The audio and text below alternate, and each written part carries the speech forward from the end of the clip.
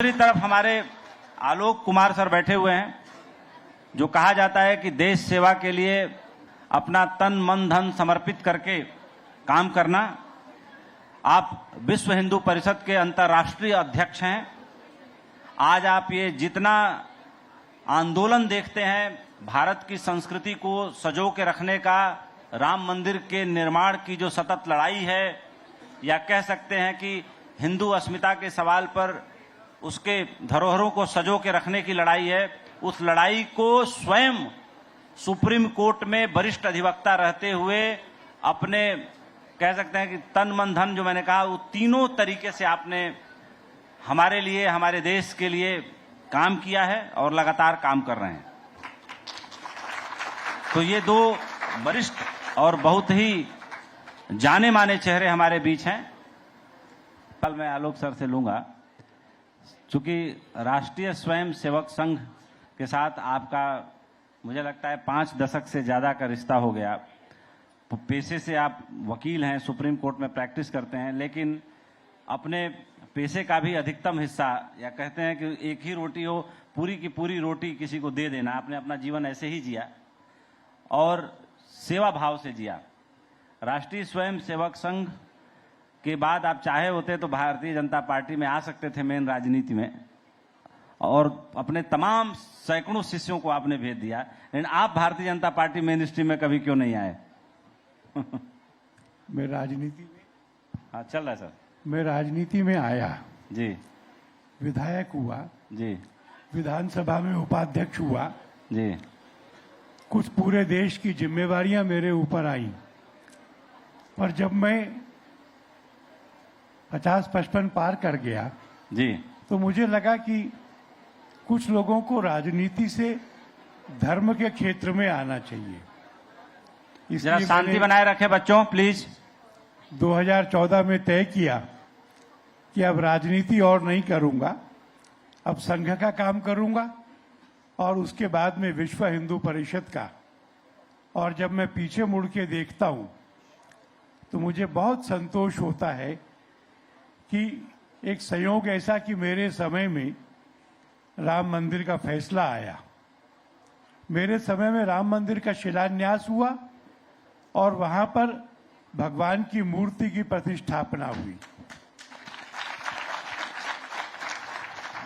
ये राम मंदिर की लड़ाई पर थोड़ा सा आप प्रकाश डालें, क्योंकि आप सबसे उसके अहम कड़ी रहे, स्ट्रेटजिस्ट रहे, और अपने मतलब हाथों से आपने सारे कागज पत्र पिटीशन, यानी उस काम को आपने देखा। जो भी संघ प्रमुख रहे होंगे उसके साथ सीधे संवाद आपका हमेशा रहता है, क्योंकि आप भी बहुत सीनियर हो चुके हैं उस पूरे सिस्टम में। तो कैसे पूरा मुकदमा चलता था, कैसे आप लोग लड़ाई लड़ते थे, क्या होता था? आपने सीनियर कहा तो आपका धन्यवाद, पर मैं ये मानता हूं कि जिन लोगों ने वो मुकदमा लड़ा उन्होंने तपस्या करी है। ताराचरण जी वकील जो हो सकता है उन सब पदों पे रहे, 90 के पास पहुंच रहे। मैं उनको मिलने गया था, उन्होंने कहा कि जब मेरा कुछ पढ़ने का मन करता है तो मैं ये अपीलें पढ़ता हूं, जब मैं पढ़ाई करके थक जाता हूं तब ये अपीलें पढ़ता हूं, खाना खा के लेटता हूं तो जब तक नींद नहीं आती इसी अपील पर बहस करता हूं। कोई आदमी एक मुकदमे की तैयारी में इस तरह से 10 साल लगा दे। जब कोर्ट में बहस करने के लिए खड़े हुए तो जजेस ने कहा सवेरे से शाम तक आपको ही बहस करना है, आप बैठकर करिए। उन्होंने कहा कि जीवन भर मुकदमे लड़े, पैसे के लिए लड़े खड़े होकर, आज मैं राम जी का मुकदमा लड़ रहा हूं, मैं खड़े होकर लड़ूंगा। वैद्यनाथन जी बहस करते थे तो जूते उतार करके नंगे पैर बहस करते थे, एक साधना थी। और मैं आपको कह सकता हूं आने वाले 10 सालों के अंदर इसी साधना से काशी में भगवान शिव का मूल स्थान और मथुरा में कृष्ण कारागार का स्थान कोर्ट से हिंदू समाज वापस प्राप्त कर सकेगा। चूंकि जा रहे हैं, अगला सवाल मैं आलोक जी से लूंगा। चूंकि राष्ट्रीय स्वयंसेवक संघ के अंदर जितने अनुसांगिक संगठन है उसमें भारतीय जनता पार्टी राष्ट्रीय स्वयंसेवक संघ का पॉलिटिकल विंग है, और संघ के लोग जो है जैसे अपने सारे संगठनों को डील करते हैं वैसे भारतीय जनता पार्टी को भी डील करते हैं। मैंने अपनी आंखों से देखा है कि पार्टी के नेता जब संघ के लोगों से मिलते हैं तो बेहद विनम्रता के साथ और अपने मंत्री और अपने रुतबे का ओहदा उतार करके बेहद विनम्रता से मिलते हैं। और मैंने आलोक सर को भी देखा है कि बहुत सारे नेता जब आपसे मिलते हैं तो ये नहीं महसूस होता उस वक्त देखते वक्त कि ये नेता भी हैं, और कमरे से बाहर निकलते हैं तो इनका लंबा चौड़ा कारकेट लगा हुआ है। सब लोग एक संस्कार है पूरे संघ और बीजेपी के बीच में। अगर दिल्ली का विकास उस स्पीड से नहीं हुआ जिस स्पीड से विकास करने की शर्तों पर पूरी दिल्ली की जनता ने माने भयंकर तरीके से वोटिंग की है और आम आदमी पार्टी को 22 सीटों पर ले आके बंद कर दिया है, तो एक साल बाद संघ की क्या स्ट्रेटजी रहेगी सर आलोक जी? आपने विनम्रता की बात कही जी, तो आपके ध्यान में आया होगा कि हम तो आपसे भी उसी विनम्रता और आदर से मिलते हैं। बिल्कुल सर, उसमें कोई दो राय नहीं। और इसका कारण जी डर नहीं है, बड़ा छोटा नहीं है, हमारी मित्रता है। बिल्कुल सर।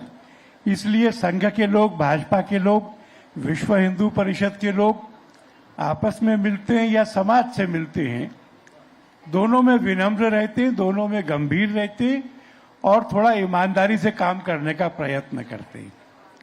आपने जो प्रश्न उठाया, संभवतः वह प्रश्न उठेगा ही नहीं।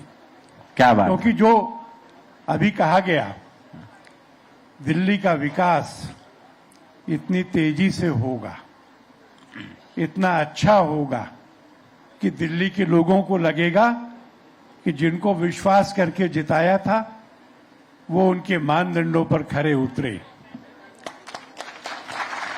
विश्व हिंदू परिषद जी जी जी और इसलिए यह अवसर कि हम उनको क्या करेंगे, क्या कहेंगे, आएगा नहीं। हम सब मिलकर के दिल्ली को अच्छा बनाएंगे। विश्व हिंदू परिषद के अंतर्राष्ट्रीय अध्यक्ष होने के नाते ये सवाल आपसे बहुत नेचुरल तरीके से बनता है, और मेरी जगह कोई होता तो जरूर पूछता कि विश्व हिंदू परिषद की वो कौन सी 5 प्राथमिकताएं हैं सर जो भारत को भारत बनाने की दिशा में भारत के ज्यादा काम आने वाली हैं, भारत को ज्यादा प्रासंगिक बनाने वाली हैं, भारत को विश्व के नक्शे पर और ज्यादा मजबूत करने वाली हैं? आपने 5 बातें पूछी हैं। मेरे मन में यह है कि सबसे पहले तो भारत की परिवार व्यवस्था को मजबूत करना चाहिए। हिंदू हिंदू का जीवन जिए, हिंदू परिवार मिलकर ठीक से रह सके, संस्कारित रह सके, और इसी का विस्तार करूं तो भारत के सब लोग किसी भी धर्म को माने, आदर से माने, और भारत की परंपरा को, इसको भी आनंद से माने।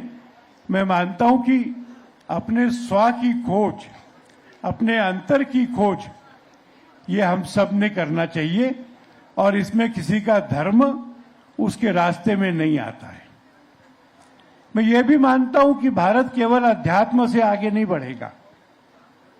आज विज्ञान में आगे बढ़ रहा है, आज रक्षा में आगे बढ़ रहा है, आज स्पेस साइंसेस में टॉप कर रहा है, आज समुद्र के अंदर की बात पे खोज रहा है।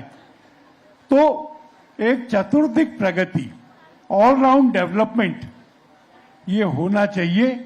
मैं इसको दूसरी प्राथमिकता मानता हूं।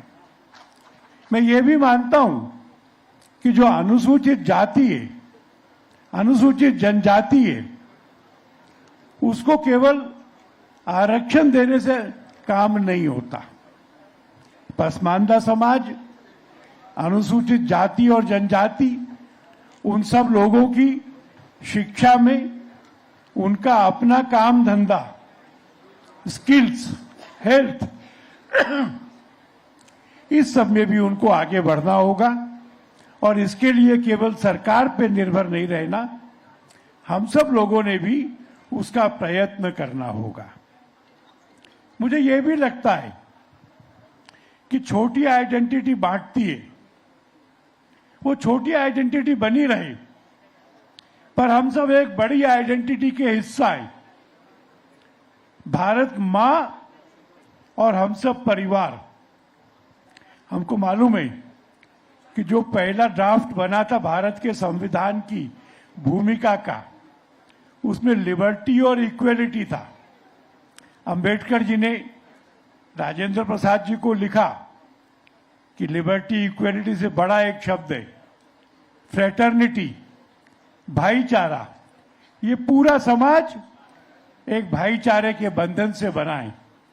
इन सब चीजों के लिए विश्व हिंदू परिषद भी काम कर रहा है, आपका चैनल भी इसमें बहुत सहयोग देता है, बिल्कुल सर। एक पॉजिटिव माइंडसेट से देता है, और सरकारें भी कर रही हैं।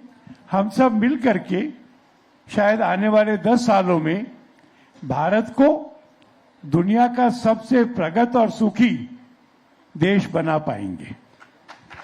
बहुत बहुत बेहतर बातें रखी आपने।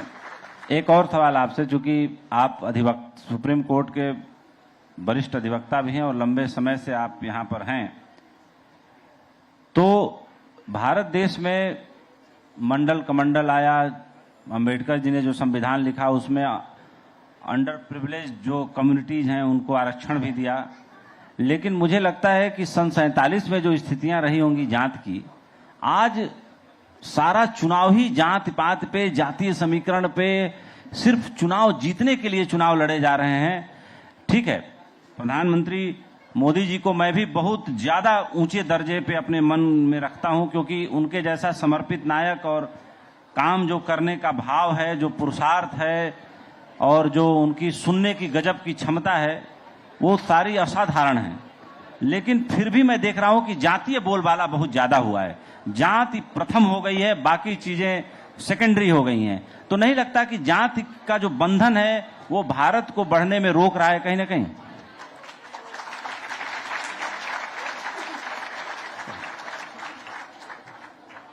मैं आपसे सहमत हूं जी। मैं ये मानता हूं कि आज की जातियां केवल अहंकार का कारण बनी है। जातियों का जो कर्म से संबंध था वो संबंध तो अब नहीं है। और इसलिए जाति की व्यवस्था, मैं मानता हूं कि इस नाम की कोई चीज नहीं बची है। और इसके बावजूद राजनीति में जाति प्रमुख हो जाती है, विकास पीछे रह जाता है। ये हम सबके लिए चिंता की बात है। 2014 का जो साल था उसमें मोदी जी को लोगों ने विकास के लौह पुरुष के रूप में देखा था, इसलिए वो चुनाव छोटी आइडेंटिटी पे नहीं हुआ, वो चुनाव विकास के लिए हुआ। 2019 का चुनाव विकास के लिए हुआ, पर 2024 में व्यापक भारतीय होने की भावना, उसके ऊपर जाति भावना हो गई, इसलिए उसका कुछ विपर्यास हुआ। ये हम सबको प्रयत्न करना होगा कि जातियां ये हमको बांटे नहीं।